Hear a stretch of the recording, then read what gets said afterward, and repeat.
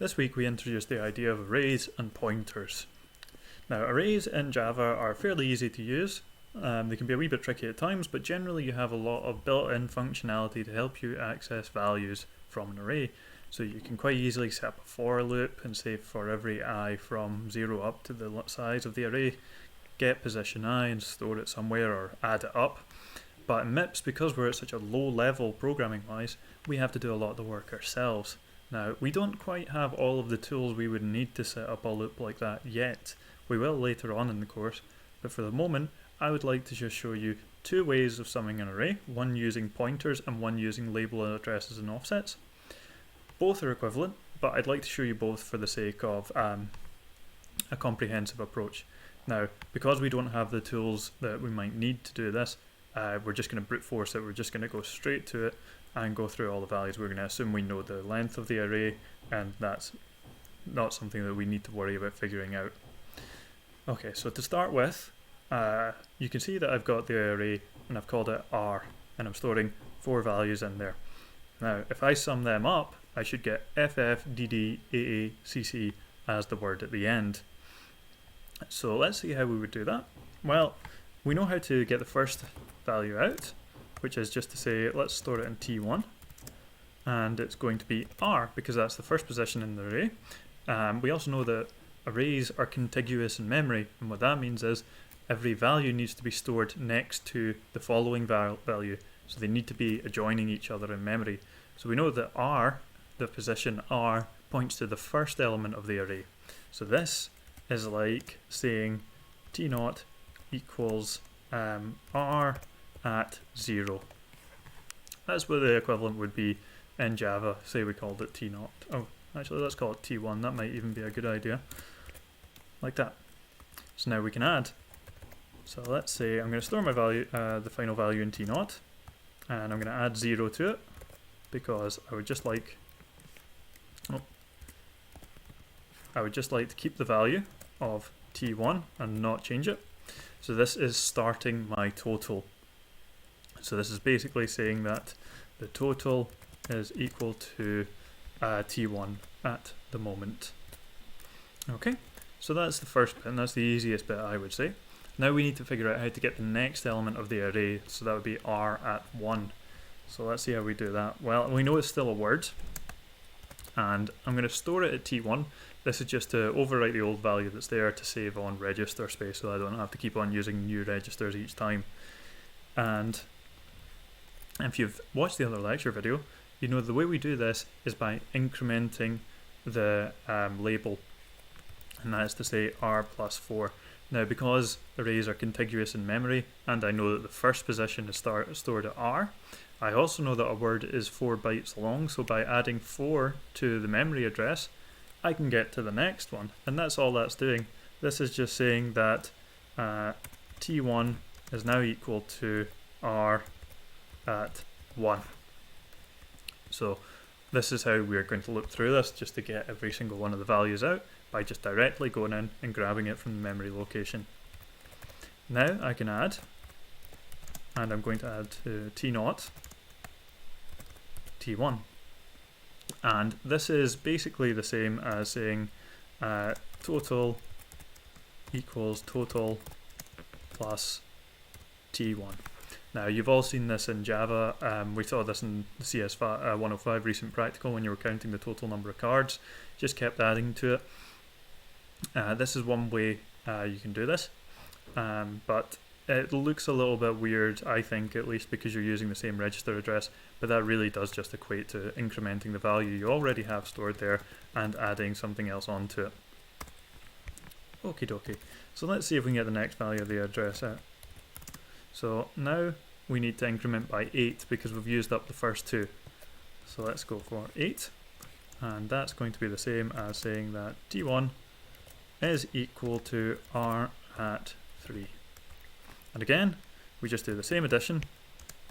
We add T0, the value that's there, and we're going to add T1 to it again. So it's the same sum because I've just updated the value of T1, and we can just keep on going like this. Now we just need to do the last value of the array.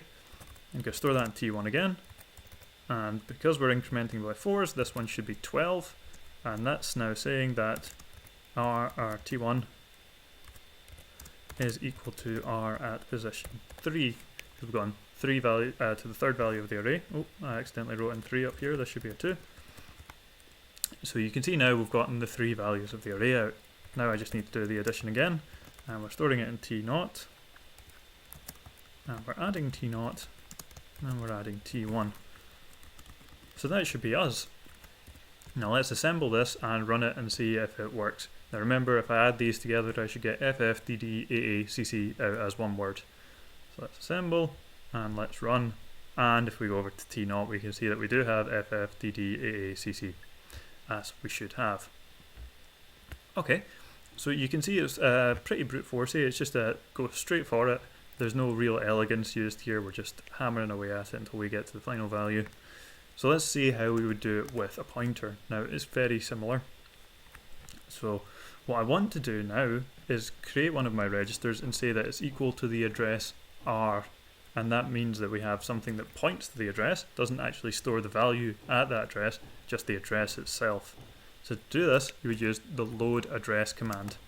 Now I'm going to store it in T2, and it's going to be R. So what this says is that T2 is now equal to the address of R. Remember, R is just a memory label. So we now have our pointer. And we can use this pointer to load the words out from the array. So I'm going to store it in T3. But because it's a pointer, I can't just use T2 directly. I need to put these wee brackets around it. And that tells MIPS that the value stored there is not just a value, it's a memory label or memory location. So MIPS will go and say, okay, let's have a look at T2. It's got something stored there. That tells me to go to this memory address and take the word from there. So it's extra steps just to get at the value from the address. So now we can start summing. And I'm going to store it in A3 just because that's next to T0. These sums should create the same thing, or should have the same value at the end of the day, so I want to just make it easy to compare. So A3 is next to T0, and I'll make our lives a wee bit easier. And I had T3. Now I need to start incrementing the memory location as I did in the previous value, just using offsets. But remember, offsets for pointers are a little bit strange in that you just write them like that. That is to say, you just put the value outside the brackets, and MIPS says, okay, we're incrementing by 4, so I need to go to the next memory location and load the word from there.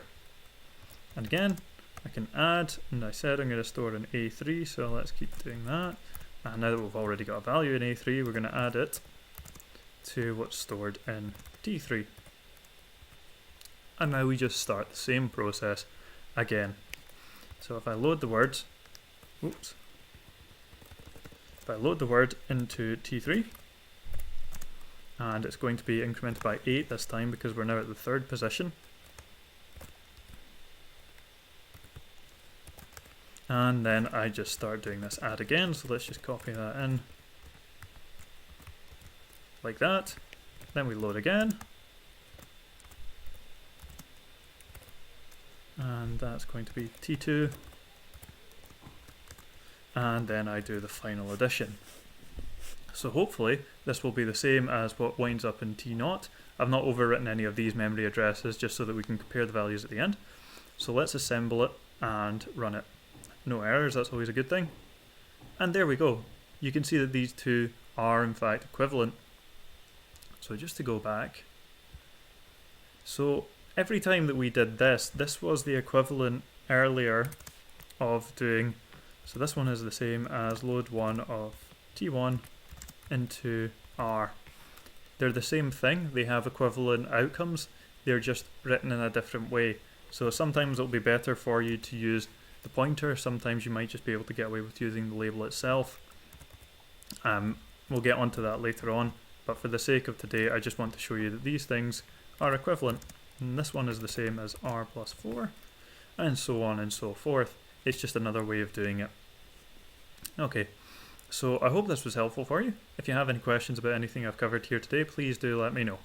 Thanks.